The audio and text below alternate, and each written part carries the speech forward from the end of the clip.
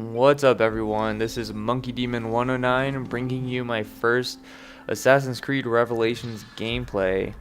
And so I actually started recording last night. I only got a couple games done, but I think that they're pretty good games, and I am gonna mix it up a little bit. I started thinking about it a little bit more, and I figure just constant wanted gameplays are gonna be kind of boring. And Wanted is pretty much all I did in Brotherhood, which is why I'm playing Wanted for my first video, is because to kind of get myself into this game with, new abilities, characters, maps, all that. I figured that playing at least the game mode, which I'm familiar with, is a good move. So anyway, game mode, like I said, is Wanted. The map, I'm not sure what MT means, but other than that, it's St Michel, I think, at night. So it's MT, ST, Mitchell, which I think ST is Saint, but I'm not sure. The avatar I'm using is the Knight. Abilities, I'm pretty sure it's throwing knives and tripwire bomb. Now, I haven't used any of these because I didn't really know what they were.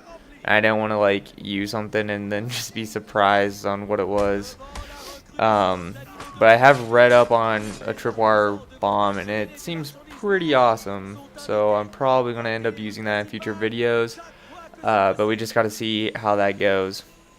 And in this gameplay, or in this commentary, or what I want to say today is the differences that I found, with Brotherhood and Revelations, and most of these are good.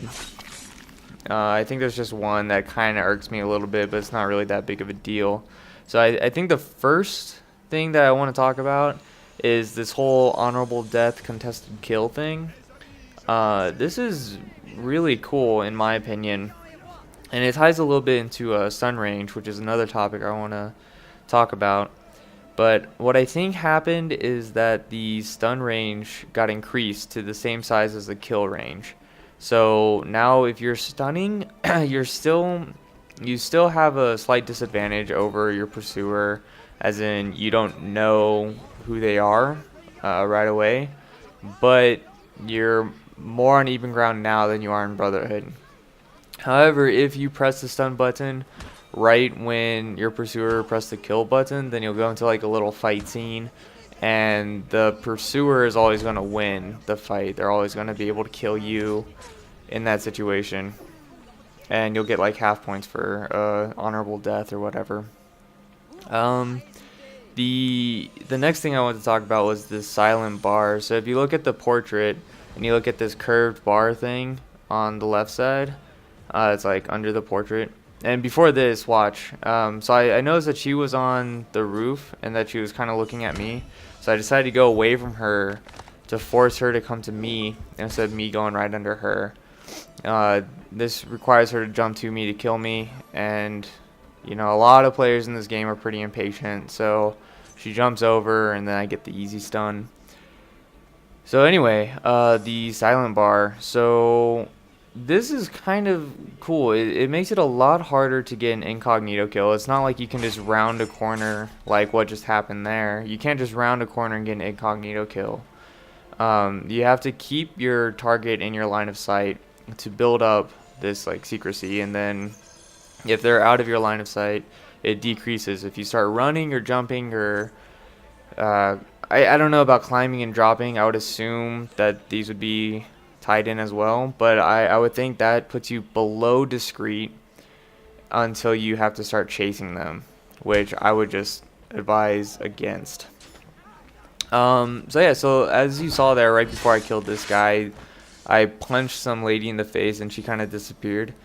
That just means that you can now stun NPCs, which are non-player characters, and you could not do that in Brotherhood. So I think that's a very smart addition to this game. And look at this guy corners me, but I still get the stun.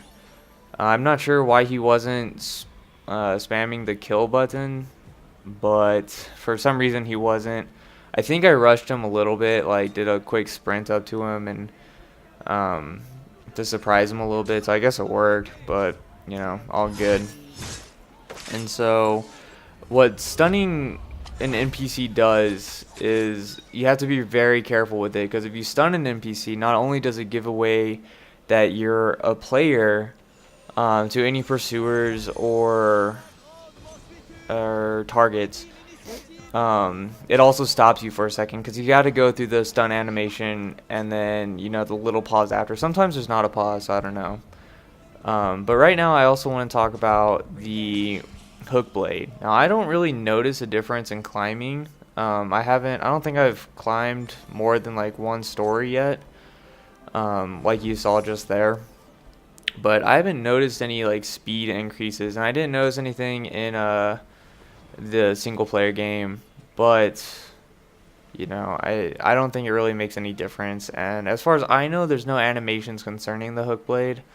But I've only played a couple games so far, so I don't actually know. Another thing I wanted to talk about was titles. So I got a couple titles. You won't see it in the first few games that I output. And they're kind of weird. I mean, it gives you incentive to do certain things. But for me personally, I don't even know how to look up the challenges to get the titles. So really, I'm just going to be playing the game, and if I get a specific title, I'm going to just say great and keep going. It doesn't really have any effect on me. But I mean, that I can see that being a huge incentive for some people to get a specific title. Here again, I see this guy on the rooftop and he points towards me, so I back off a little bit, and when he jumps down, he has a little pause, so that pause gives me time to smack him in the face. Right. So now I want to talk about Abstergo points. Now this is the thing that kind of irks me a little bit. So in Brotherhood, it was mainly just like you had to level up. So once you got to a certain level, you could use a certain ability, and then the more you use that ability, or if you use it in certain ways, then you would get different forms of that ability. And I thought that was pretty cool. This time you have Abstergo points, so as you progress through the game, you can buy your abilities, your perks, your streaks, like emblems. I don't know if you can buy titles or not, I'm not sure, but you can do all of these different sorts of things. And apparently there's also prestiges in this game too. I haven't, I've only played a couple games so far, so I haven't hit the first prestige. So I don't know exactly what that does. I don't know if it resets everything for you. Because if it does, there's also like, I think I saw like 99 of these things. I don't know if I want to reset everything 99 times. I think it'd be cool to just have like the little gold star with a 99 on it. But I don't know. I mean, it could turn out to be something that's kind of fun to do, and you're just like, yeah, I went through this entire multiplayer thing 99 times because I'm that much of a boss, or that much of a nerd, whichever way you want to flip it.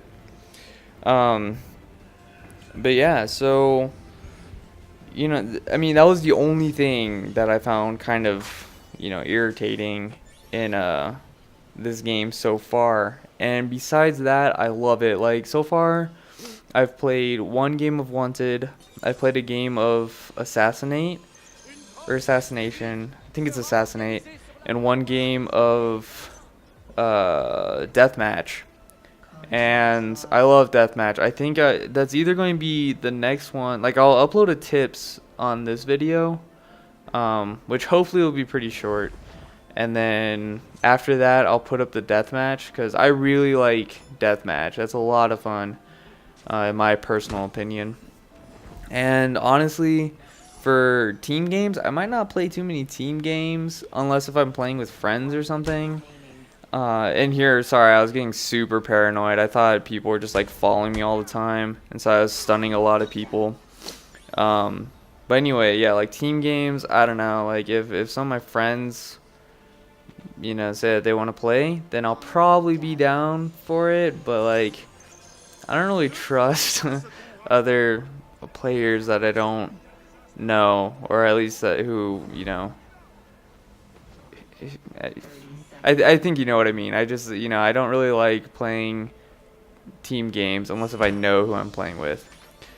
So yeah, so we have about 20 seconds left, and as you saw a little bit ago, the score just like kind of popped up a little bit randomly on the left side.